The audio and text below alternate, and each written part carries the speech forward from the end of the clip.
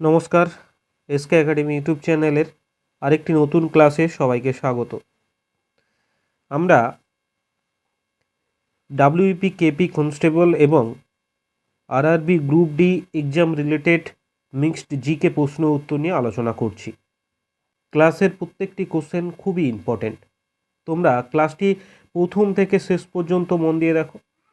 SK academy YouTube চ্যানেলের প্রত্যেকটি class follow করতে থাকো। এখান থেকে অবশ্যই তোমরা জিকে কোশ্চেন কমন পাবে।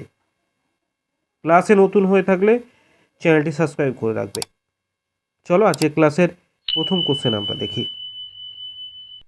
1 নম্বর কোশ্চেন, কোন ব্যাংকের নতুন এমডি এবং সিইও হিসাবে নিযুক্ত হলেন বিনোদ কুমার? এই প্রশ্নটি খুবই ইম্পর্টেন্ট একটি প্রশ্ন। অপশানগুলো দেখো। অপশান এতে আছে ইন্ডিয়ান ব্যাংক, অপশান বিতে আছে সেন্ট্রাল ব্যাংক, অপশান সিতে আছে ইউনিয়ন ব্যাংক এবং অপশান ডিতে আছে ফেডারেল ব্যাংক।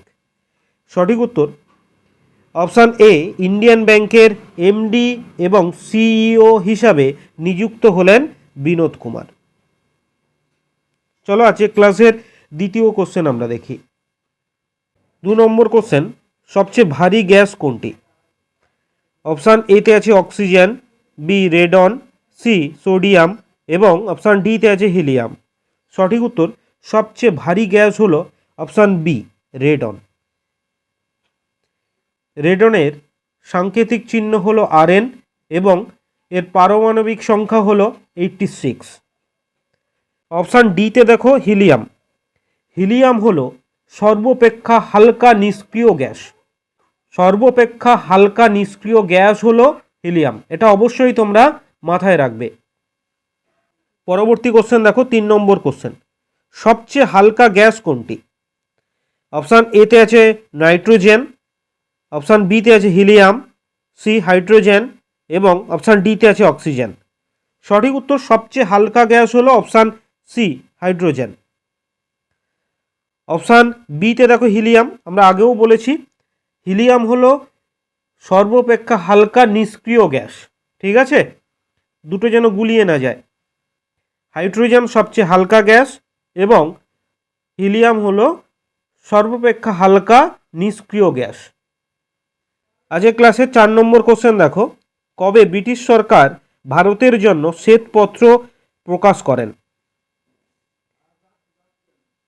অপশানগুলো দেখো। অপশান এতে আছে 1931 সালে, বি 1933 সালে, সি 1935 সালে এবং অপশান ডিতে আছে 1936 সালে। সঠিক উত্তর অপশান বি 1933 সালে ব্রিটিশ সরকার ভারতের জন্য শ্বেতপত্র প্রকাশ করেন। নেক্সট কোশ্চেন দেখো, 5 নম্বর কোশ্চেন, নিম্নের কোন স্থানের তৃণভূমিকে পম্পাস বলা হয়? অপশান এতে আছে দক্ষিণ আমেরিকা, বি উত্তর আমেরিকা, সি নিউজিল্যান্ড, অপশান ডিতে আছে আফ্রিকা। সঠিক উত্তর অপশান এ, দক্ষিণ আমেরিকার তৃণভূমিকে পম্পাস বলা হয়। চলো আমরা একটু অপশানগুলোর ডিটেলস জেনে নিই। অপশান বিতে দেখো উত্তর আমেরিকা। তাহলে উত্তর আমেরিকার তৃণভূমিকে কি বলা হয়? উত্তর আমেরিকার তৃণভূমিকে বলা হয় পেইরি। এবং অপশান সিতে দেখো নিউজিল্যান্ড। নিউজিল্যান্ডের তৃণভূমিকে বলা হয় ক্যান্টারবেরি। পরবর্তী প্রশ্ন দেখো, 6 নম্বর প্রশ্ন, বৃষ্টির ফোঁটা বৃত্তাকার হওয়ার কারণ কি? এই প্রশ্নটি খুবই ইম্পর্টেন্ট প্রশ্ন। এটি আরআরবি গ্রুপ ডি পরীক্ষায় আগেও এসছে এই প্রশ্নটা।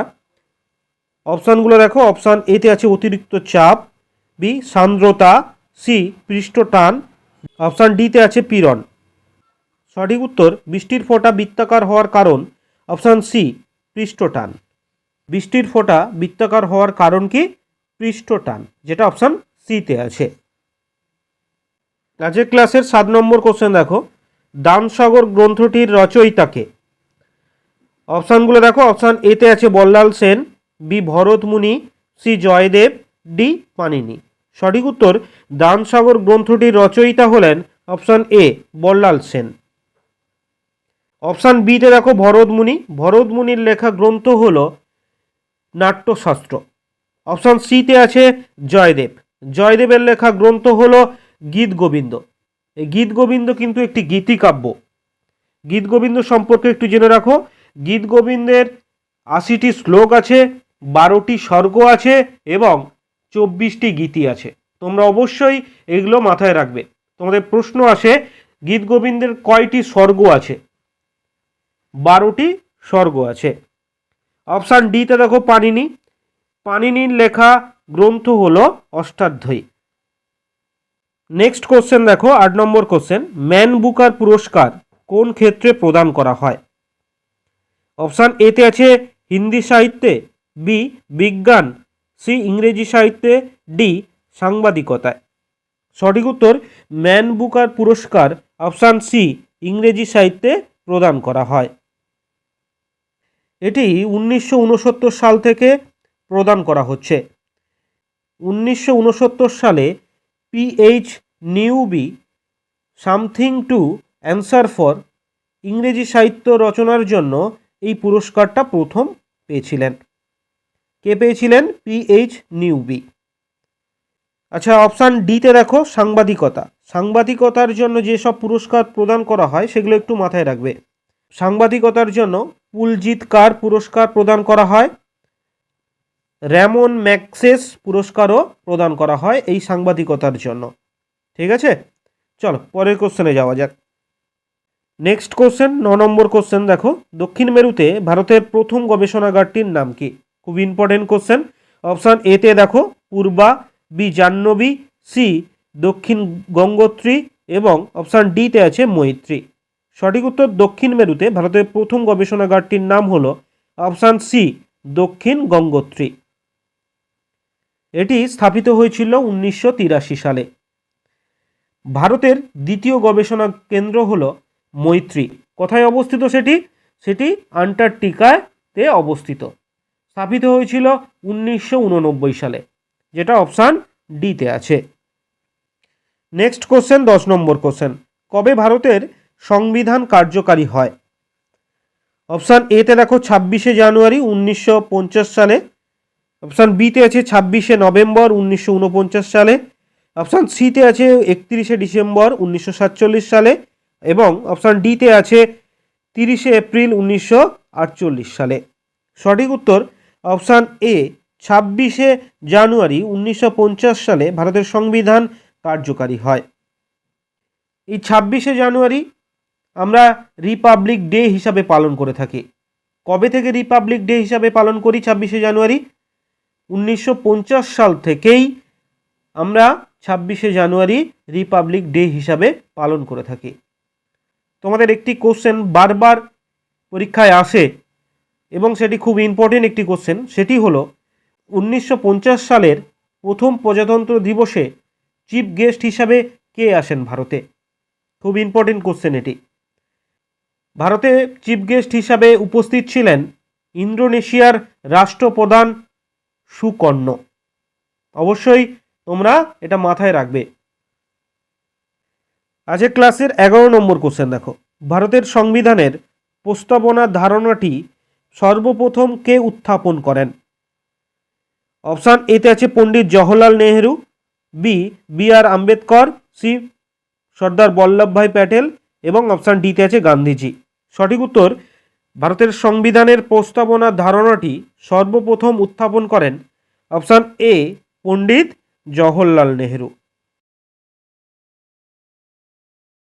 প্রথম প্রস্তাবনার ধারণাটি উত্থাপন করেছিলেন। পরবর্তী প্রশ্ন দেখো 12 নম্বর প্রশ্ন, ভারতীয় সংবিধানের প্রস্তাবনার ধারণাটি কোন দেশ থেকে নেওয়া হয়েছে? খুব ইম্পর্টেন্ট কোশ্চেন। সঠিক উত্তর হবে ভারতীয় সংবিধানের প্রস্তাবনার ধারণাটি অপশান ডি মার্কিন যুক্তরাষ্ট্র থেকে নেওয়া হয়েছে। নেক্সট কোশ্চেন দেখো 13 নম্বর কোশ্চেন, মানুষের শরীরে সুষমা স্নায়ুর সংখ্যা কত? অপশান এতে আছে 12 জোড়া, বি 31 জোড়া, সি 12টি এবং অপশান ডিতে আছে 31টি। সঠিক উত্তর মানুষের শরীরে সুষমা স্নায়ুর সংখ্যা অপশান বি 31 জোড়া, অর্থাৎ 62টি। ঠিক আছে,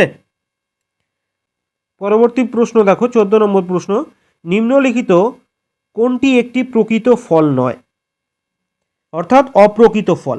অপশনগুলো দেখো, অপশান এতে আছে খেজুর, বি কিশমিশ, সি আপেল, ডি আঙুর।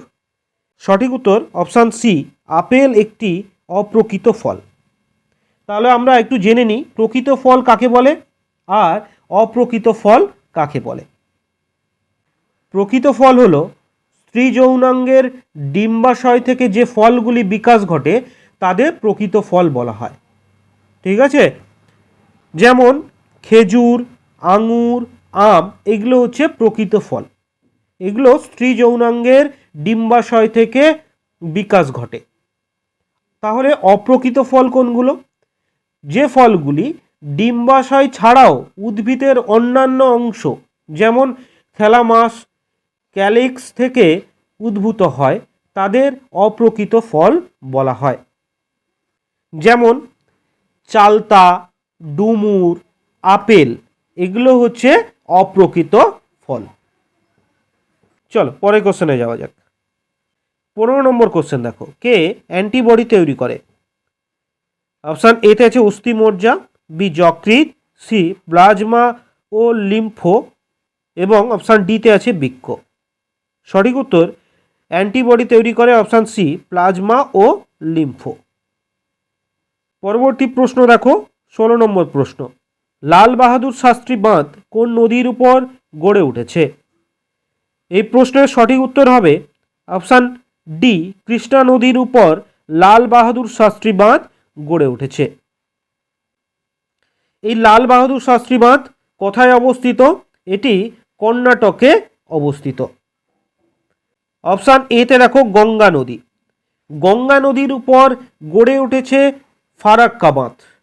ঠিক আছে, এটা অবশ্যই তোমরা মাথায় রাখবে। এটা কোথায় অবস্থিত? এটি পশ্চিমবঙ্গে অবস্থিত। আচ্ছা, কৃষ্ণা নদীর উপর আর কি কি বাঁধ গড়ে উঠেছে একটু জেনে নিই। কৃষ্ণা নদীর উপর লাল বাহাদুর শাস্ত্রী বাঁধ গড়ে উঠেছে, যেটা কর্ণাটকে অবস্থিত। 2, নাগার্জুন সাগর বাঁধ গড়ে উঠেছে, যেটি অন্ধ্রপ্রদেশ ও তেলেঙ্গানায় অবস্থিত। এবং 3, শ্রীশৈলম বাঁধ গড়ে উঠেছে, যেটি অন্ধ্রপ্রদেশেই অবস্থিত। ঠিক আছে,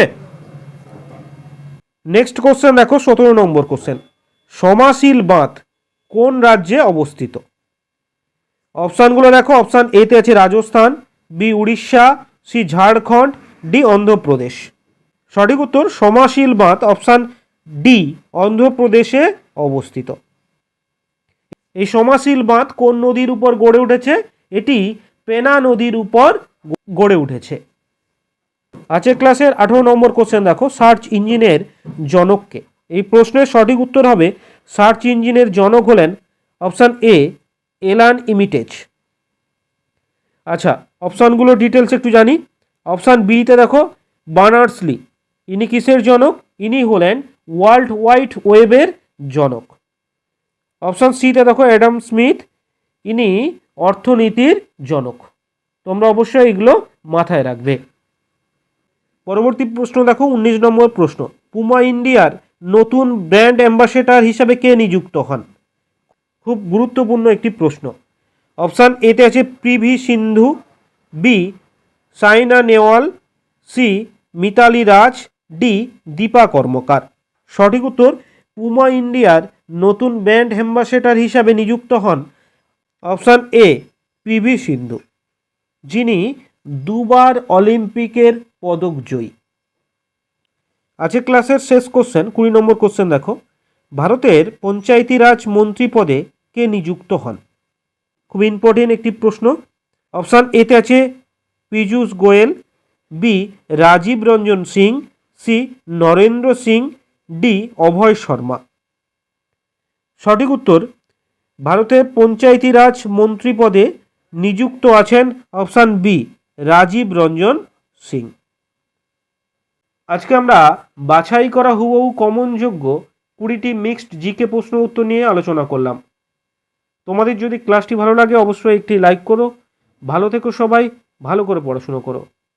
দেখা হবে পরের ভিডিওতে এমনই ইম্পর্টেন্ট কিছু জিকে প্রশ্ন উত্তর নিয়ে।